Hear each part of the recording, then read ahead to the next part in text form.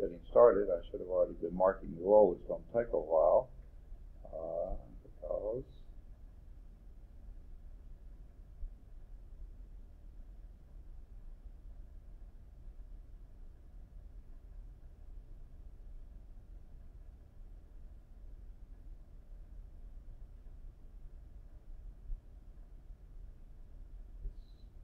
you want, isn't it?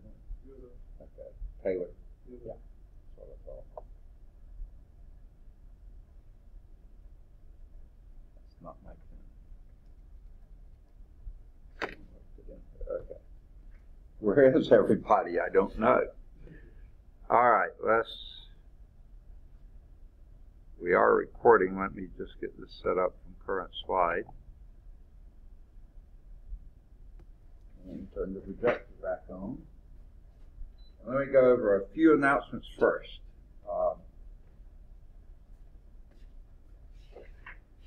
Just a question first. Do you have any Friday classes? No, sir. Okay. Saturday? No. Okay. If you did, or if you know anyone who does, or if you were planning to come to campus to take care of business or blah, blah, blah, don't tomorrow, because state of Alabama is one of the states that recognizes Veterans Day, I think, more than just any other state in the country. And so therefore, it is an official state holiday. Veterans Day is actually Saturday, the 11th, but since that's on a weekend, we're celebrating it on Friday, tomorrow. So the college will be closed tomorrow. There will be no administrators here. There will be no classes. There will be no advisors. There will be nobody on campus. What's that? I said, do you actually have only one student? Well, do you have to Yeah. live here? Do I actually Have only one student, and I said, well, two now because I'm here. Like, Okay. no one else here. Yeah, well, yeah. I mean, I sometimes teach the 0 students. Okay, I have some really small classes like the upper level calculus and differential equation, linear algebra, but only have 2 or 3 students in each class. Okay, and sometimes if none of them are here, I'll still record the lecture on the thing. And go. But how do you do a lecture to no one? What's that? I said, how do you do a lecture to no one? I know it's really boring. I know it's awful. I hate it when there's no one here. So if there's one student, we can go, you know. But I still do it if no students are here. Now, back when my computer was broken, then I didn't do anything good, so I just had to cancel the class. But if no students showed up. But yeah, I guess that's what it's like if you're teaching an online class. I can't imagine doing that. But I had online classes. The teachers didn't actually like teach stuff, like there were lessons, and they just like graded stuff. right. I like to go through and well, you see, in some of the classes, one of them especially, I have a student from Auburn who is registered for the class, and she does it following it strictly by the YouTube videos. And then I send her the test, and she sends it back because it's an upper level course and it's take-home test. So that's the only way she has to do it. So, and I have one woman in the hospital now, so hopefully she'll be able to follow what's going on using the thing. So I keep trucking if I can. All right. So the first announcement: no school tomorrow. College is canceled. Is closed tomorrow. Okay, both campuses. All right. Now, number 2.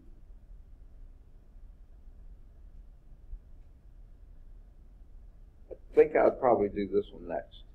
I don't know if you were here to hear me say it. I hope I said it several days. But right before midterm, which is end of September, 1st of October type time frame, I started telling all my classes, well, coming up right after midterm, they usually open up midterm progress reports where they ask us to let them know anyone who has a D or an F at midterm. I said, if they open it. They never did, okay, until this week. And then they said, oh, by the way, get your midterm progress reports in by either yesterday or today. So I did them, and basically what I had to turn in was anyone who had not either turned in a paper or test I had 0 grade for, then I had to report you as failing at midterm. Now, neither of you fit in that category, but you know, if you have it, and this is to everybody out there, please get me your research paper as soon as you can. That first test is well overdue, so please get me the first test in. I think there's only one person who hasn't turned in the first test. I'm not sure if that person is going to continue in the course or not. The second test I've gotten, it looks like maybe close to half of those in. So try to do that, because either today or Tuesday I'll be giving you the third test. So try to not get too far behind on that. All right. Oh yeah, and this is something I wish more of you were here, because this is my prime class for this. If any of you are going to be here next fall, you are the folks that would be best qualified, best suited to be on the math team. So if you are any interest in doing that, please contact either me or Mr. Racy. She's the coach of it, but I help out all I can, do study sessions and things like that too. The thing is, it's not a bad thing. It's a very fun thing, and what's more than that, you actually learn to pick up some really neat, useful tools that you'll use in all the classes you take from now, especially if you're a pre-engineering, a science, or a math major. These will really be helpful in your upper level courses. So it's really a great idea to go on and consider being on the math team. Okay? Now, the one other thing, I think I may have said this to you, but not all of you were here probably at the time.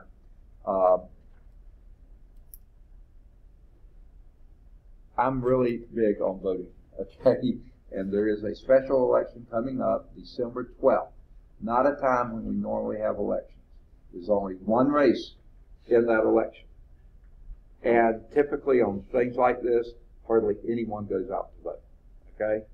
The participation is paltry, usually. I don't want that to happen this time, because what happens then, any little group of people that wants to decide who they want to win, they go out and vote, and then for this election, in the primaries, the maximum number of votes that were picked up by any candidate in the primary was around 8% of the electorate, of the people registered to vote in the state of Alabama. Only 8%, I mean a few more than that voted, like 15% voted, and the person won with 8% of the eligible voters voting. So that's not a majority. That's not a plurality. Well, it's plurality, I guess, but it's not a democracy. That's a special interest group deciding who's going to be the next senator. I don't want that to happen. I want every one of you to get out and vote. Your vote will never count any stronger than it will this election. So please, December 12th, vote. I'm not going to tell you how to vote or for whom to vote, but make a habit of voting every time those poll booths are open. Huh? I said I can't vote. You can't. I'm Are you too young? I'm about to be 17. But You what? I'm about to be 17, but still. Oh my goodness. Wow. Well, as soon as you turn 18, vote every time. Make it so you. Huh? I said I'm excited to vote. Yeah. But you know family members, you know friends, you know lots of people encourage them to vote. We don't want a special little group of people to decide this election. We want as many people as possible. What is the election for? It's for the Senate seat. Remember, Jeff Sessions was our senator, our junior senator. He got appointed Attorney General for the U.S., and that opened up a seat. Well, our governor at the time was being investigated for misconduct, and the person doing the investigation was our Attorney General, and it looked like, whether this really happened, but it appeared to be that he promised him the Senate seat if he wouldn't investigate him. And he quit the investigation and sure enough got the seat. Well, it wasn't supposed to be appointed, it was supposed to have been elected. Well, the next Attorney General for the state, the assistant that became Attorney General, he went on and investigated the governor. The governor got booted out, okay? And then the lieutenant governor became governor, and she said, that was done wrong. We were supposed to elect a senator, not appoint a senator. So then there were elections. The primary elections were last September. The runoff for one of those was in October, I think, and then the election between those two people that made it through the primaries, and runoffs, they are being, you'll vote for one of those two on December 12th. So it's for a U.S. Senate seat, which is crucial. It is very, very important. And like I said, hardly anyone will go out, and just a small group is going to decide who that is. So please encourage everyone you know, family, friends, neighbors, church members, club members, whoever, high school, class, well, no, they got to be 18-year-old. You know, get as many people as you can to vote. It irritates the fool out of me when a small special interest group decides who our congressmen are. Okay. But I vote every election. I get really mad at myself if I miss a runoff or something, even if it's something I really don't care about. I want to vote every time. All right. I think that's all. Seemed like there was one other thing. I think that's all. Are you recording? Yeah, sorry. But that's for people who are not here. No, I'm asking because it doesn't show the numbers at the bottom. The what? The number usually shows the counter at the bottom. Yeah, that was on my old computer. This computer does it a little bit differently. I can see it here, but you can't see it there. I don't like this computer. I'm glad when mine gets repaired, or they get me a different one. Okay.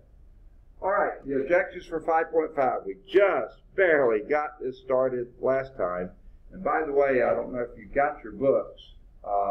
If you do, that page on page 382. Now, you have the new edition. I'm not sure the same picture's there. That's one of the coolest pictures. I think it's one of my favorites. I've seen several like this. What is happening here is a jet airplane crossing the sound barrier. Oh, yeah. Yeah. It is such a cool thing because that is a phenomenon that happens every time, because as a plane is approaching the speed of light, it has a pressure wave ahead of it. Sound waves is a pressure wave. And that pressure wave is also, if there's any moisture in the air, it's pushing all those little droplets together, the clouds together ahead of it.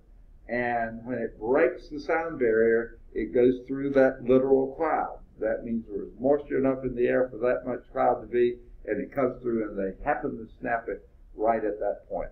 Coolest picture. I don't know if it has much to do with what the section is, but it's a cool picture. Okay. Here's the objectives. What we're going to do here is use multiple angle formulas to write and rewrite trigonometric functions.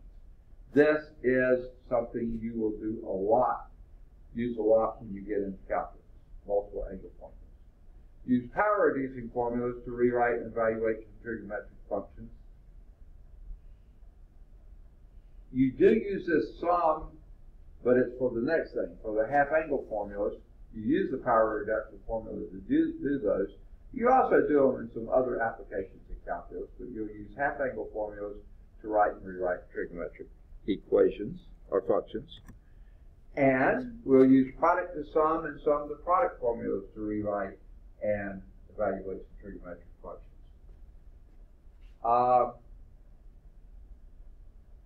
Frankly, to me, these are a little more academic than they are practically useful, but there are a few places you can use them. So we'll go over those.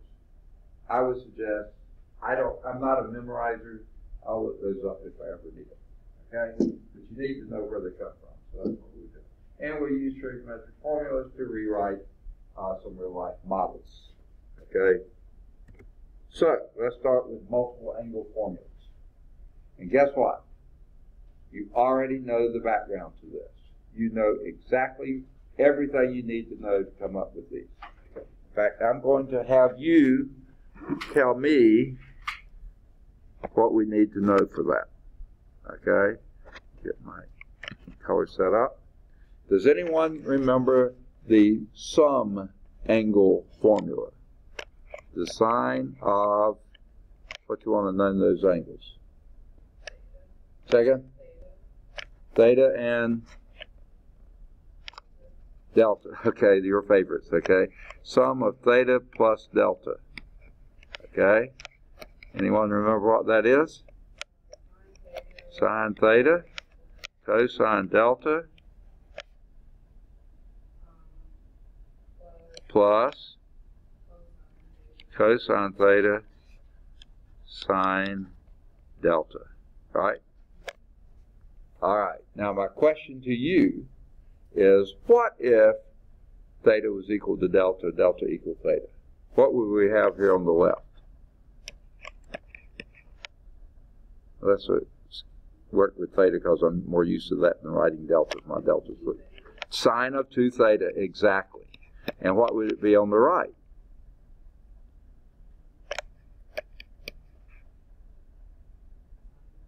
Sine theta, cosine theta, plus cosine theta, sine theta. And what would that be? Those are the same.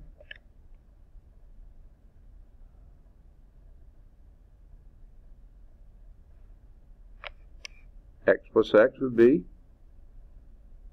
2x, 2 sine theta, cosine theta. You've just done a multiple angle formula. Sine of 2 theta is 2 sine theta, cosine theta. Okay? Right? How about cosine of theta plus delta? What would that be?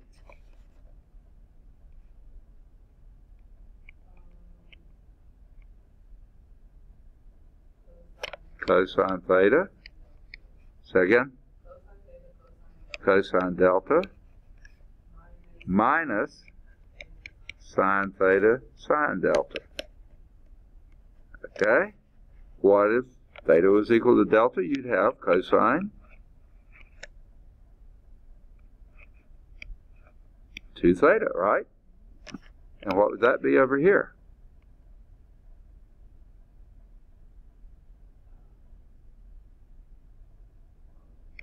Cosine. Second.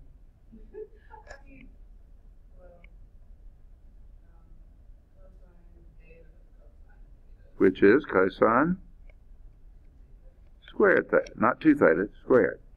Cosine times cosine is cosine squared. Cosine plus cosine is 2 cosine, right? Okay. Minus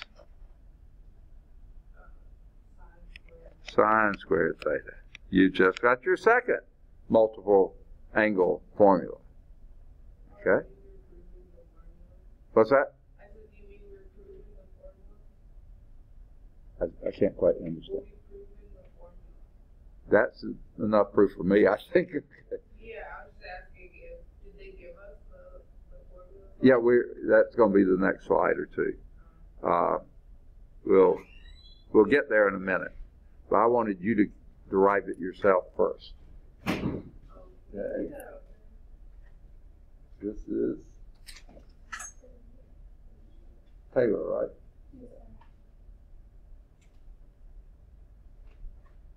All right, did you say something else? I didn't hear. Oh, I asked if he was leaving. Oh, yeah. Because the next thing I'm going to ask is, what is the tangent of theta plus delta?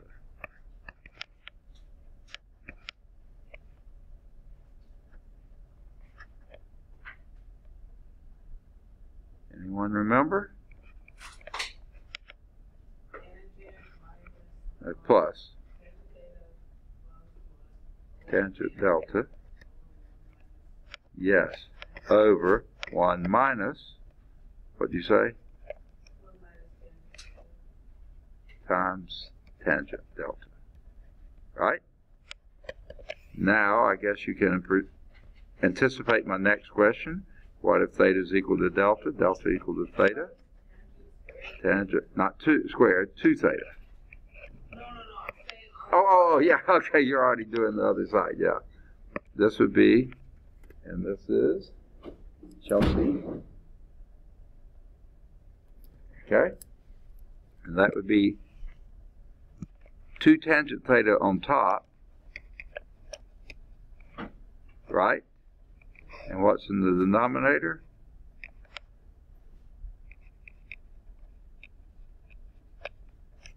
One minus tangent squared theta. Except my theta shows on my screen. Oh, there it is. Man, it sure is close. Okay. So there are our multiple angle formulas. Okay? We didn't need a section in the book to tell us. We already knew everything we needed to do to get those.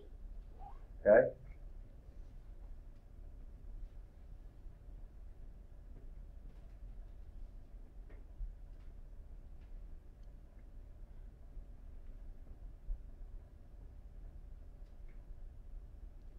For those who just came in, I announced this earlier. I hope you know the college is closed tomorrow because honor of Veterans Day. It's not Veterans Day Saturday, but we're celebrating the holiday tomorrow on Friday. So don't bother coming to campus for business, for class, for anything else. It's closed. Okay. And the other thing is, I told you back around the second week in October, that was right at midterm, and I said that according to the academic calendar and everything else, midterm progress reports would probably happen then if they were going to happen. But they never opened them. They never had it said, do your midterm progress reports. So I didn't mess with them because I didn't know if anyone was going to look. Well, this week they said, oh, do your midterm progress reports. So those have been done. Won't affect anyone in this class, but someone listening at home. There's one person, she's not here, she's not been here in a while, who has not turned in the paper, not turned in the first test, I don't even think been here to pick up the second test, or, she may not have even been here to pick up the first test. I think she was, yeah. So, but I haven't seen her in weeks now, so I don't know if she's going to continue with the course or not. But that was the only one I think I had to report from this class. Okay. Now, any questions before we move on? Kind of storytelling. So here are the talks about multi-angle formula. This section will study 4 other categories of trigonometric identities. Okay? That's what we hit in previous sections. The first of these involves functions of multiple angles, such as sine of KU, cosine of KU. We just did it for 2, but we'll show you how to do it beyond 2. Okay? The second category involves squares of trigonometric functions, such as sine squared u. Now, we already know one thing to do with that, right? Pythagorean identity. But remember the cosine 2u? It also had a sine squared u. So we will be able to do some more things with sine squared and cosine squared. Okay? The third category involves functions of half-angle formulas. Sine of u over 2, cosine of u over 2, tangent of u over 2. Okay? Now, these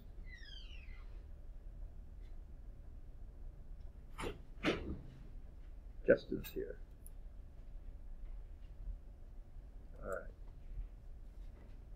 All right. These follow from these squares, these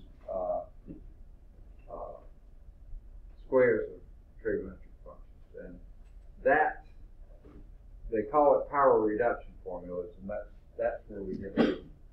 And then the fourth category involves products of trigonometric functions such as sine u, cosine v, and I think if you think about it very much, that probably comes from sine of u plus v. That's where you see a term like this. So we're just going to rework some of the things we've done in previous sections. Okay. They keep on coming. All right. Whitney's here. All right. Now,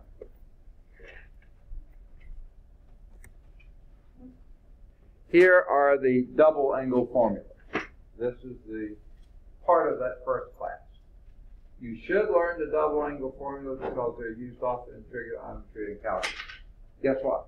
You don't need to learn, you just derive them. Sine of 2u is 2 times cosine u cosine. That's from the sine of u plus v formula. Okay? Cosine 2u, cosine 2u, no, okay, is cosine squared u minus sine squared u. We just derived that one too. What's more, you can write that in at least 2 other ways. Okay? Because I started to do it on the other slide, but we didn't have room to do this. What's another way to write cosine squared? Well, let's do sine squared first. What's another way to write sine squared? Sine squared u is equal to what? 1 minus cosine squared u. Okay, so if you plug that in here, you'd have a cosine squared u minus a 1 minus cosine squared u, right? Well, if you distribute the minus sign across there, you have a cosine squared u minus 1 minus a minus is plus cosine squared u, and that would give us 2 cosine squared u minus 1. And that's exactly what that one is. Right? Now, we'll do a very similar thing. Well, Angel decided to show up today. Good deal. All right. Huh? I got here late. Yeah. Very seldom do I get it in class. Well, I'm usually in class, but he's just always the first one in class. The answers are on the graph sheets. Okay, I'm not interested in the answers. No. All right. Okay. Now, Mark, you hear different. Yeah. Okay. That's how we got the second rendition of cosine 2u. The third rendition of cosine 2u would be if we did it the other way and say cosine squared u is equal to, what's the other way to express that? 1 minus sine squared u. Well, let's put that instead of the cosine squared. We'll put 1 minus sine squared u minus sine squared u, and that's obviously 1 minus 2 sine squared u. Okay? So that's how we get the third rendition. So there's 3 different ways you can express cosine 2u. You can express it in terms of cosine and squared and sine squared, or only cosine squared, or only sine squared. Any one of the 3.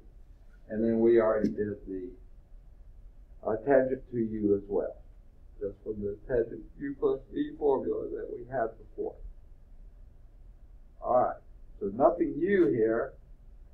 Is this something worth memorizing? I hate memorizing. I'd say no, but if you're a good memorizer, yeah, you can do that. I would say use it often enough. Did you ever sit down and memorize your name? I doubt it. You just either got called that so much or you used it so much, after a while you knew it, okay? You probably did the same thing with your Social Security number.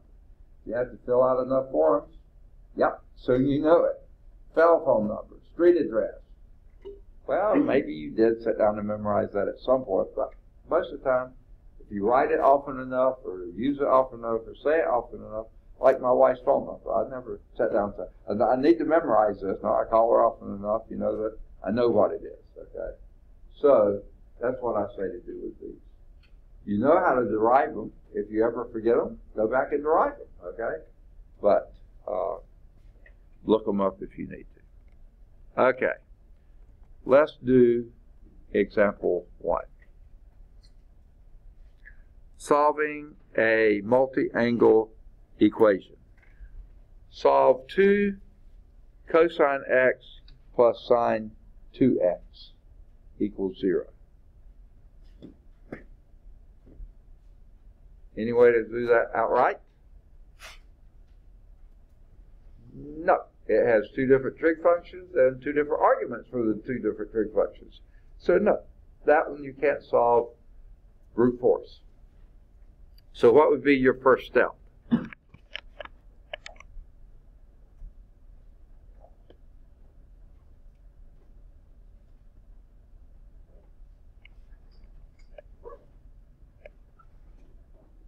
I think I would deal with the sine 2x. Get everything in terms of sine x and cosine x. Don't have two different arguments out there. Okay? So the 2 cosine x doesn't change. What is sine 2x?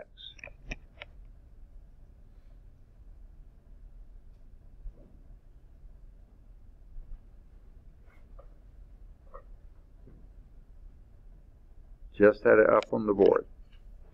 What is sine of 2x? A little louder. 2 sine x cosine x. Very good. Okay?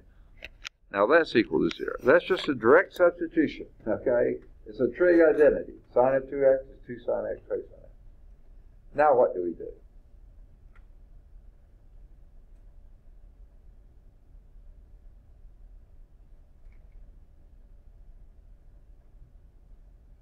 Solve that equation. What could you do? Second? Factor, absolutely. And what would you factor out? 2 cosine x. What do you have left? Second? And you have a 1 plus sine x. 2 cosine x will go into 2 cosine x one time, plus 2 cosine x will go into 2 sine x cosine x, sine x, right? And that's equal to 0. And now what?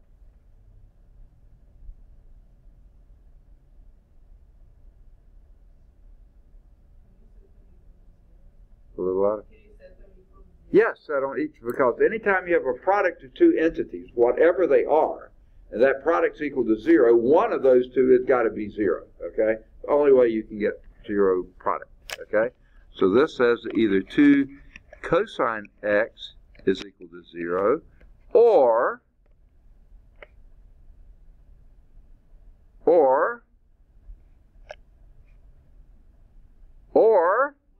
1 plus sine x is equal to 0.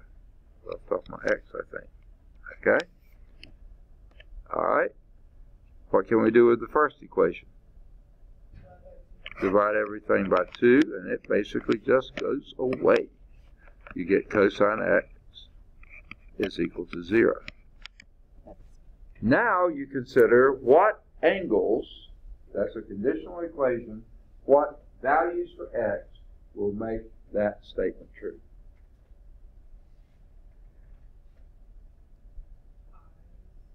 Second? Not the pies. You're on a diet. Only the half pies, okay. Alright, so that would be x equal pi halves, and it's every half pi. So normally with cosine we'd say plus 2n pi, but because every pi past that, so you could just say plus n pi. Okay? Because the zeros are evenly spaced. Okay. Know you're in here. Jim. Okay. You're hiding there. Okay. Anyone else come in that I didn't catch you on the roll? Okay. All right. So that's the first part. Second part over here. Second equation. Subtract 1 from both sides, and that would be sine x is equal to -1. Where does that happen?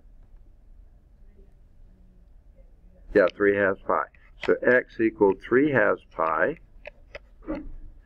But this happens now at -1, it happens every 2n pi. Okay. You have to go one complete cycle. The cosine equals 0 happens every half cycle. Okay, so that's every n pi.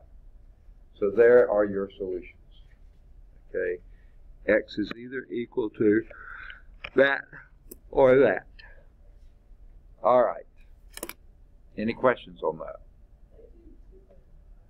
A second. Okay. It's correct. Did they also do 3 halves pi plus 2 n pi? Yeah. Okay. Okay. That's because the 3 n pi plus the other. Actually, we don't even need this one here. Okay, because all of these are also included here. So actually, this answer covers it all. Every bit of it. That is superfluous because 3 halves pi is covered here when n is equal to 1, right? So everything that's covered there is also here. You can pick some n that gives you any value that's that one here. So this answer right here is good enough. They probably said pi halves plus 2 n pi, 3 halves pi plus 2 n pi. Okay, but guess what? That would be this half pi, that half pi, that half pi, this half pi. So if you just do every half pi, you get all your answers down. So yeah, we didn't even need the second one though. You're absolutely right. But they wrote them because that's how they write it. But actually, pi halves plus n pi gives you everything you need to know.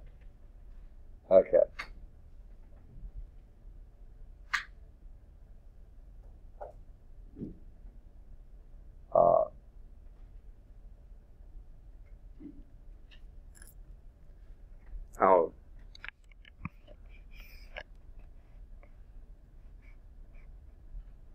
This is going to be an ugly illustration, but I'll try to do it. Here is your cosine curve.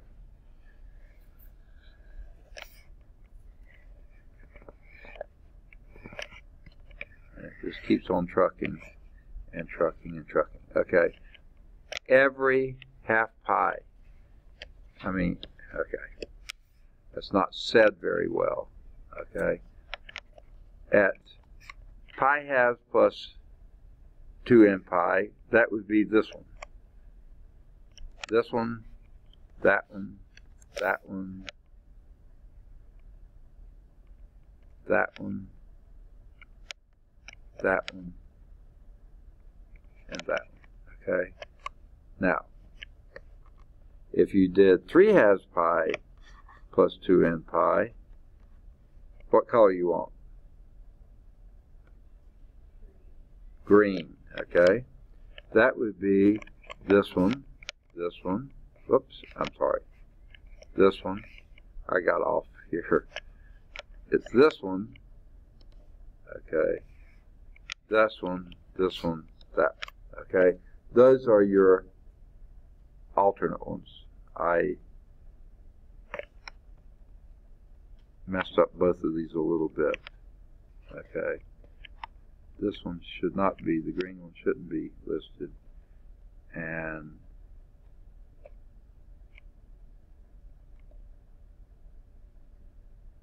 yeah, and this green one shouldn't be listed. That's the black one. Okay. All right. Now, the sine function, you want a different color for it? Red, okay? The sine function starts at 0, goes to 1, down to 0, down to -1, up to 0, up to 1, down to 0, down to -1, up to 0, up to 1, down to like that, and then over here it does like this.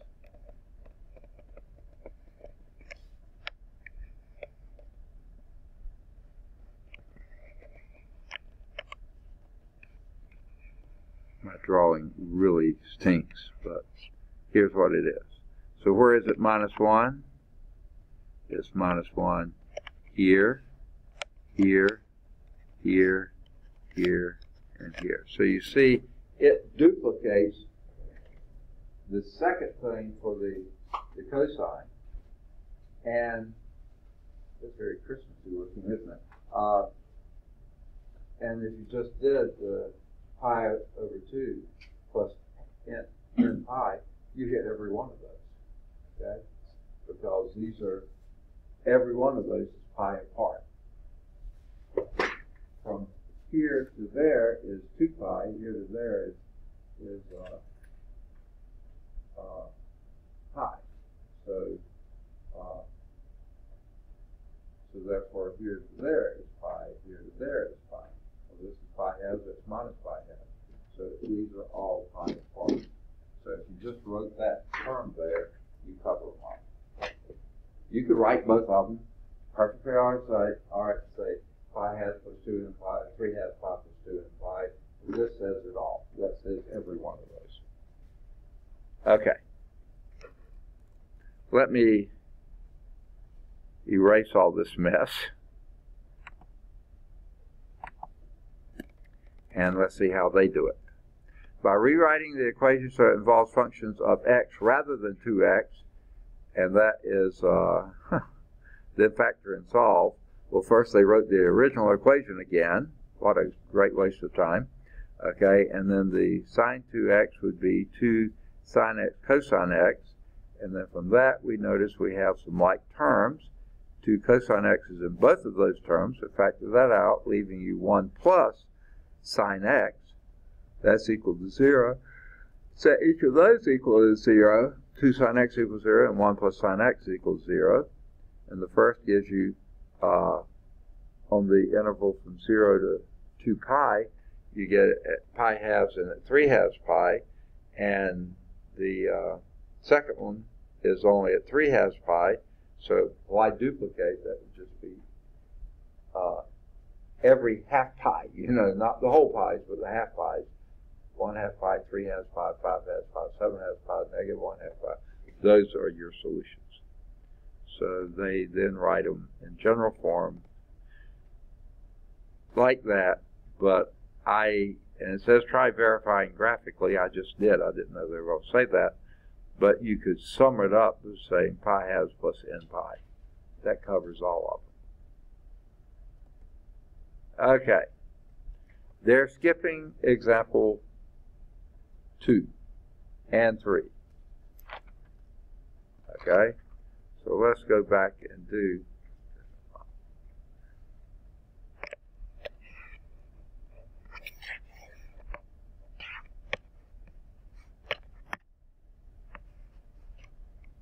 okay.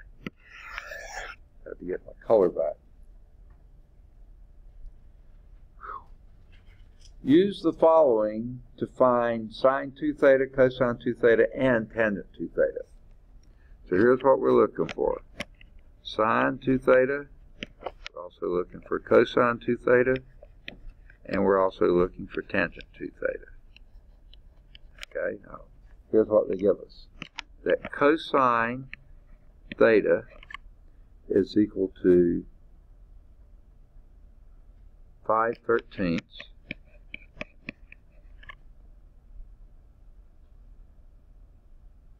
and that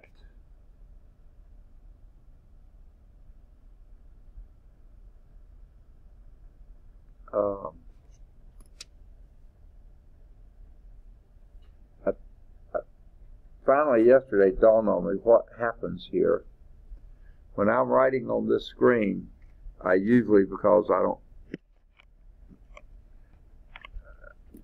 it's probably of very little interest to you, but I had a cataract removed in my right eye, and since I was a bit farsighted or nearsighted, when they put the new lens in here, or the new thing in there, they made it, focused it for distance vision.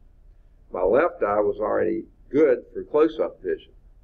So for reading and stuff, my brain just turns off the right eye, and I use the left eye. Okay, and then with driving and stuff, it shuts down the left eye, and I just use the right eye. So I don't wear glasses anymore because I do pretty well.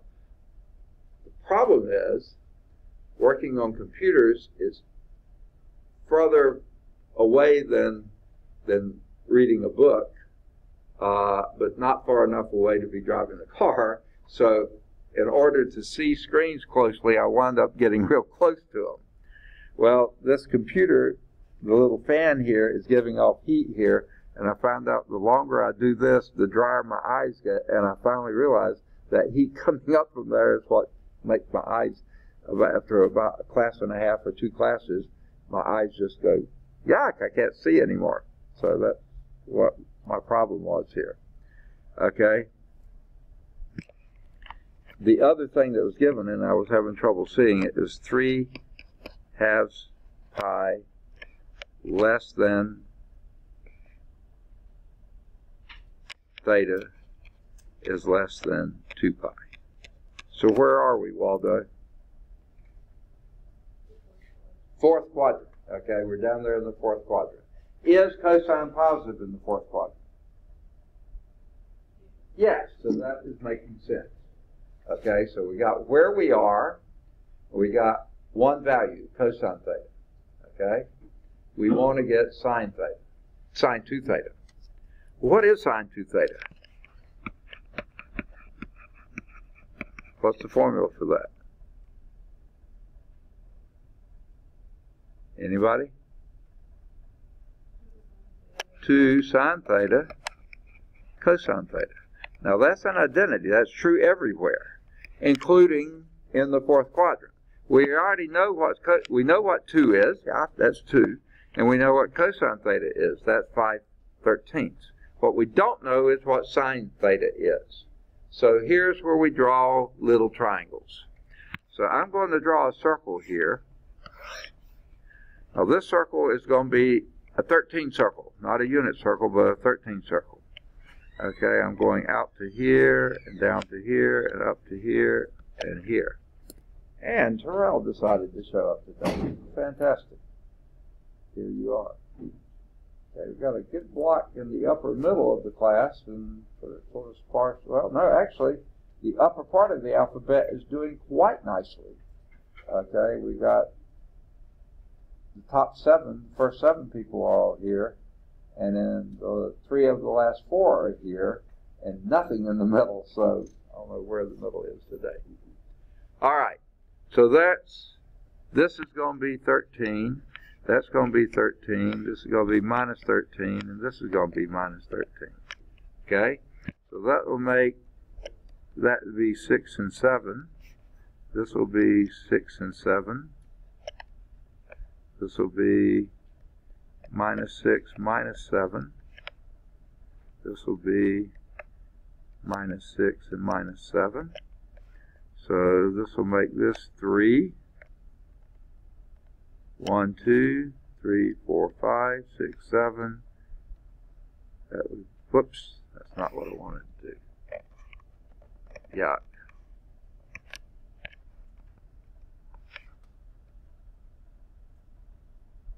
All right, I got it. Okay. No, I did want to do that. That would be 10 right there, and there would be 8, 9, and 11, 12. We really need to do that for every one of these. So 1, 2, 4, 5, 8, 9, 11, 12. Okay, do a 3 here, minus 3, 10, 1, 2, 3, 4, D, D, D, D, okay? 3 minus 3 here, 1, 2, 5, 4, 5, 10. All right, I think I've got my 13 tick marks there. Relatively evenly spaced, okay? Where are we? 4th quadrant. Cosine is 5 over 13. 5 is right there. 1, 2, 3, 4, 5. 13, I'm going to try to draw a 13 circle here. I don't do circles very well. Okay. 1, 2, 3, 4, 5. There's 5.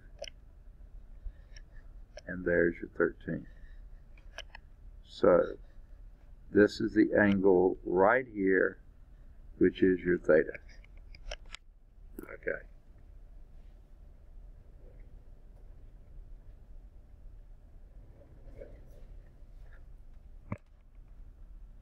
All right. there's your theta. So that cosine theta is adjacent 5 over hypotenuse 13. Okay, positive value. What's your sine of that same angle theta?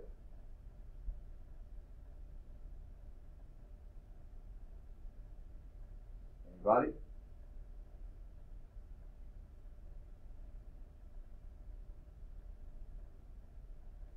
The sine is the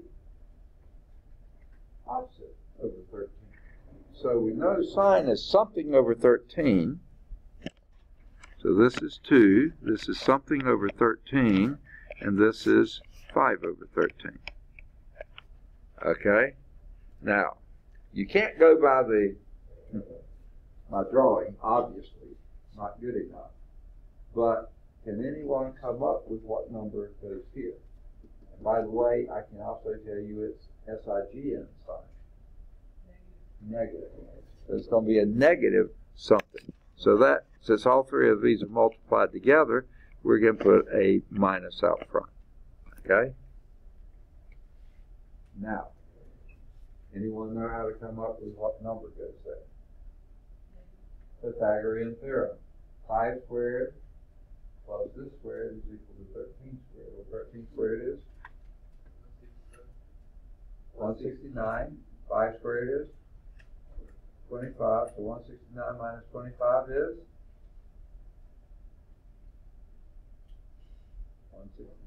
144. What's the square root of 144? 12. Yep, that's 12 right down there. So this will be minus 12/13. So I put the minus sign out in front so we can multiply these together, and this gives us a minus, that would be 120 over 169. Didn't you say that's what 13 squared was? And I'm pretty well sure there's no common factors there, right? So you found out exactly what sine of 2 theta is. Negative 120 over 169. Okay. Well, is there some way to at least check and see if that makes some sort of sense? Well, if this is theta, that's 1 quadrant, 2 quadrant, 3 quadrant, and a little bit more, then 2 theta would be another quadrant, another quadrant, another quadrant, and a little bit more. You're down in the 3rd quadrant. Yes, sine is negative in the 3rd quadrant. Seems like a reasonable answer. Okay? So that feels at least a little warm and fuzzy. Okay. And they got, oh wait, okay, negative 120 over 169. Okay? Now, we need to do cosine 2 theta. What in the world is cosine 2 theta?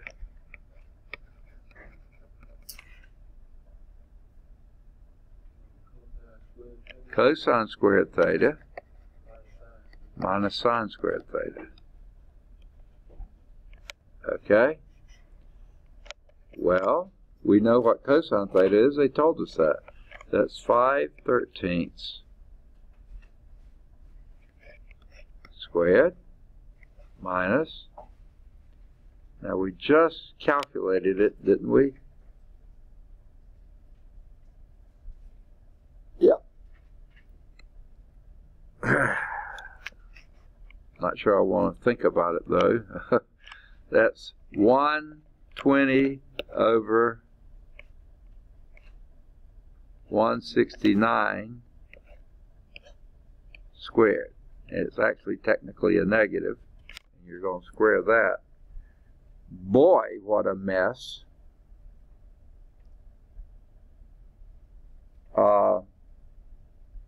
So this probably isn't the best way to do this. Okay? In this case, since you know cosine theta, let's not use that formula for goodness gracious, I can't get these to erase. I must have too much on the slide. Sorry about this, folks. This is taking forever. But it's finally going away. I thought it was anyway. All right, it did. Let's use that one that only deals with cosine. What was that one? Do you remember it?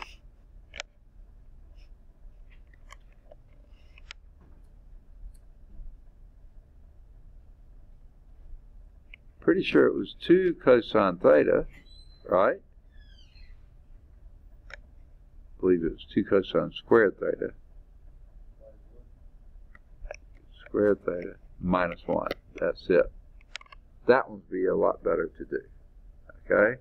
So this will be 2, and cosine squared theta will be 25 over 169 minus 1. Well, that will be 50 over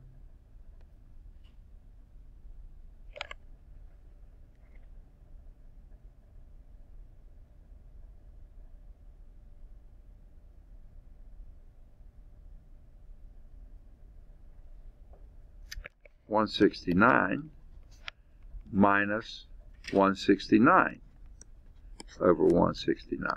It's just minus 1, but it's easier to subtract fractions if they have the same denominator. So this will be a minus 119 over 169. Okay. Now, does that make sense?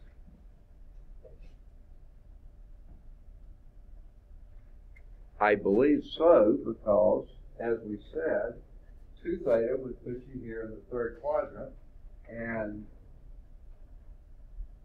I can't see where my writing is. Yeah. Goodness gracious, I'm all over the board. Minus 119 over 169. Okay. I don't see my minus sign there. I know I wrote it somewhere, but it didn't show up, so let me put it there. Okay, minus 119 over 169. Sine is minus 120 over 169. Cosine minus 119 over 169.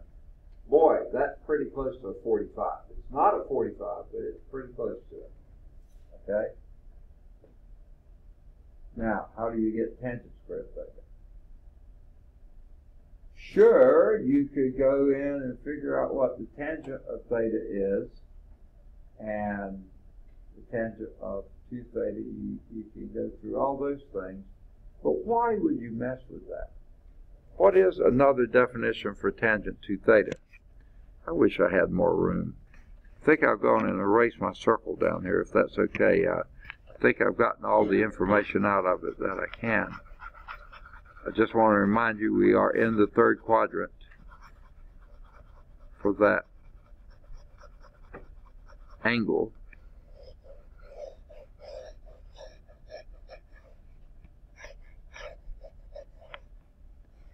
I don't know why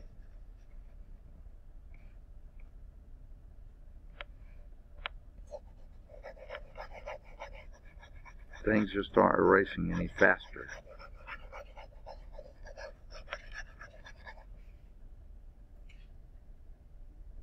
It is so slow. Still erasing. Goodness gracious.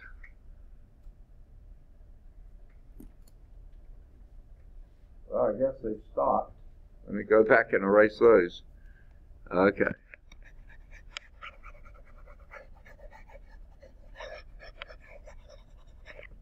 All right, let's see. There, except for one little spot.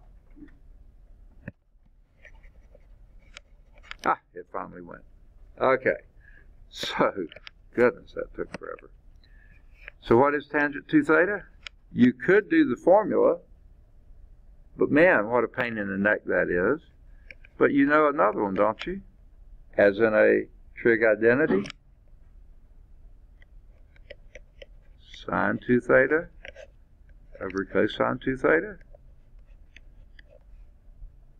And we just calculated sine 2 theta to be a negative 120 over 169. And the cosine was a negative 119 over 169. So you could multiply numerator and denominator by 169, and they disappear, and you're left with the fraction minus divided by minus is positive 120 over 119. That's your tangent of 2 theta. Without changing and finding what theta was or anything else, just use that identity. And sure enough, tangent is positive in the third quadrant. That's where we wound up being. That, like I said, is awfully close to a 45-degree angle in that third quadrant. Not quite, just a little bit past that on the y, but awfully, awfully close. Okay. Oh, and guess what they did? They actually did it by the formula. Oh, what a pain. But still gives you the same answer. All right, let me remind you, there are checkpoints after every one of these. So please do the checkpoints. All right. Now, one thing I think you would be correct if any of you said, well, wait a minute. We said multiple angle formulas. All we've done so far is double angle formulas. How do you get multiple angles out of this? Well, just keep on increasing the numbers. So we're going to do a triple angle formula. So since I don't have room to work elsewhere, I'm going to erase all these. Can I erase them? Okay. Now, wow.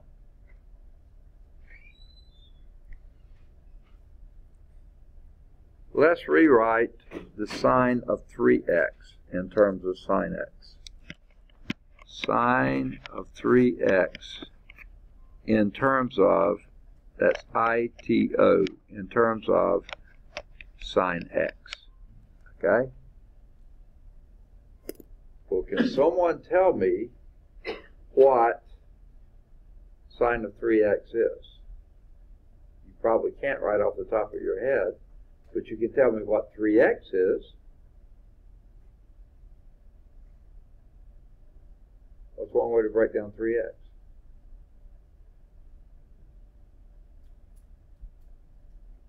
You're going to kick yourself as soon as I say it. 2x plus x. Of course it is. So let's write this as sine of 2x plus x. Okay? Now that's going to require our sum angle formula. And we all know what that is, don't we? That would be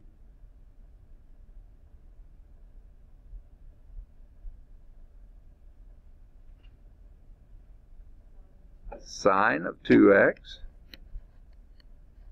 second, cosine x plus, okay, did you say cosine 2x? I couldn't hear you. Yeah, okay. Cosine 2x sine x.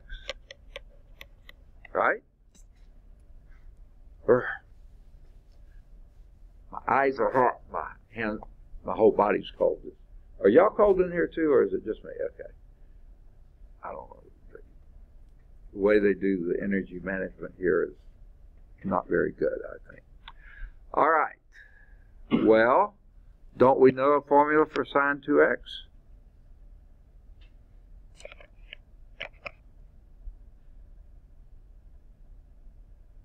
Get to know them. Okay. What is that? 2 times the sine of x times the cosine of x. And multiply that by cosine x that you already had there. Plus cosine x. Oh, wait. Do we know what cosine 2x is?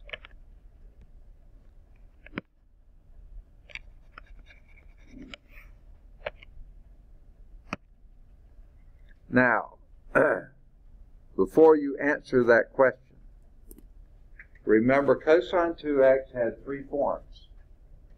One had both sines and cosines in it, in a squared sense. Okay? Another one had only cosines in it, and another one had only sines in it. They wanted this thing in terms of sine, not cosine. So let's do that cosine 2x in its sine-only form. And what was that?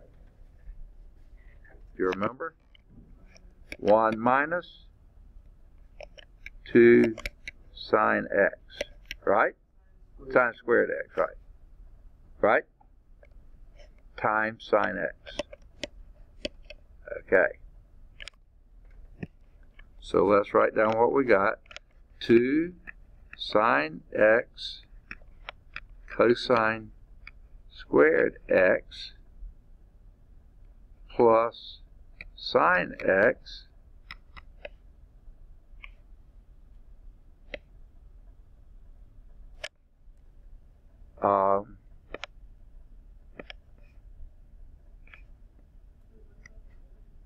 second?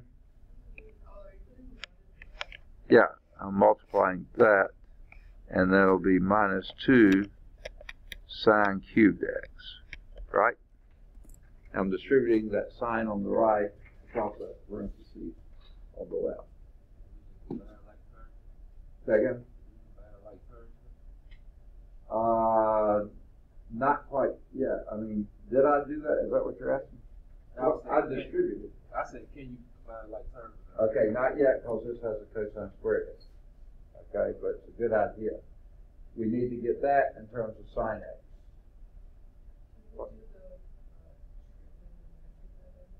Yeah, Pythagorean identity here. So that'll be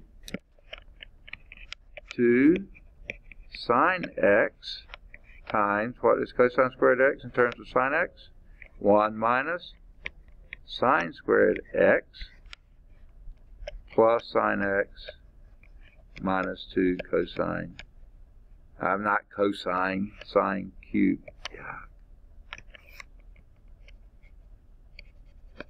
There's no cosine anywhere in sight there. Where did I get that?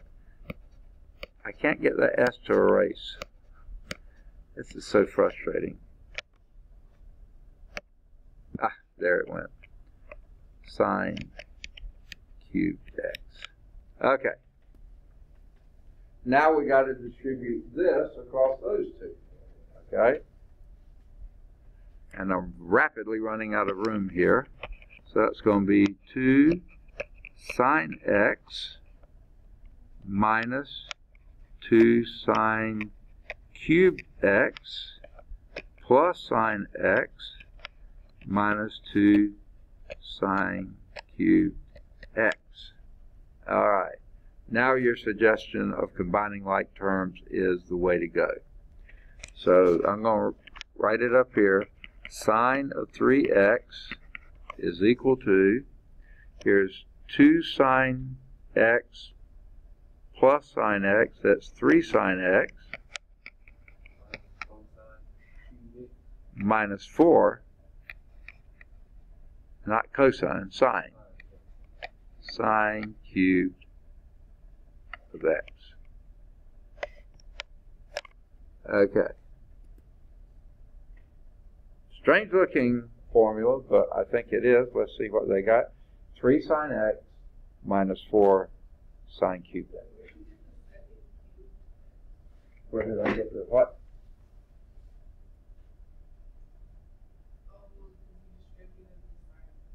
Yeah. Was that over here? Is that where you, yeah. Yeah, it's cosine 2x is our float in terms of sine x, which is this one, then that, so then I distributed this inside, and then did the same kind of thing here when you had a 1 minus cosine squared x, 1 minus sine squared x, and distributed this in both of those, then combine like terms. You have 3 sine x minus 4 sine cubed x. Okay? And you can just keep them going. You know, sine fourth x is sine 2x plus sine of 2x plus 2x, and then just do them both and just keep going it's a real pain in the neck, but you can do it to your little heart's content. Okay. And the checkpoint is rewriting cosine 3x in terms of cosine x. Sounds like a exciting thing to do too. Okay. So that's example 2 and 3. I did them on example 1, so let me move on. Now we move to the power reducing formulas.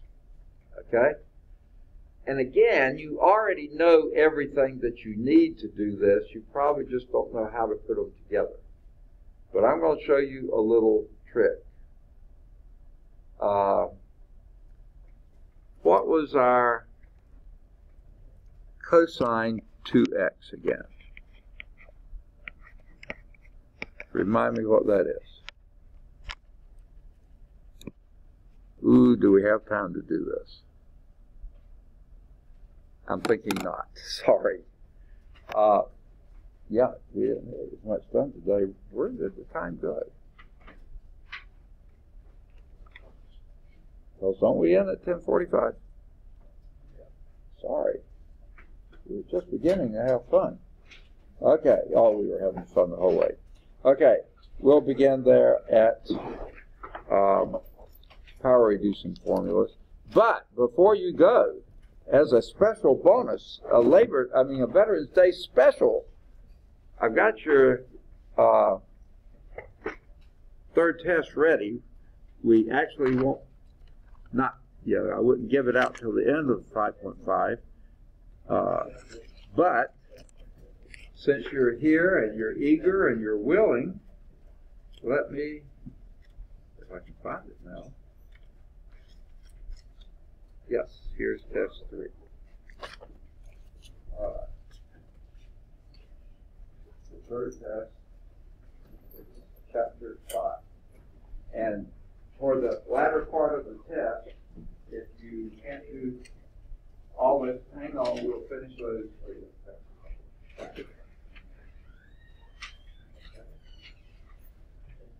Major weekend, isn't it? All right. Hey. Oh, what's that? We'll have one more in chapter 6 in the final. We may not get all of chapter 6 done, but we'll test over just what we do. And by the way, your last test, the chapter 6 test and the final, will both be much shorter than these tests have been. These have been 2-page tests. Each of them will be 1 page only, because you'll only have a fairly short time to do them. So they'll be in much shorter. Okay? Good deal.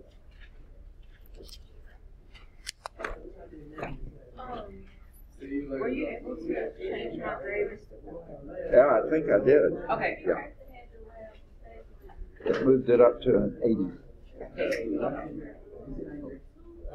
Because I gave you partial credit on the anyway. Yeah.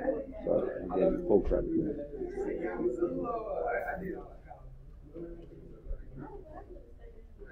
Oh, I need to.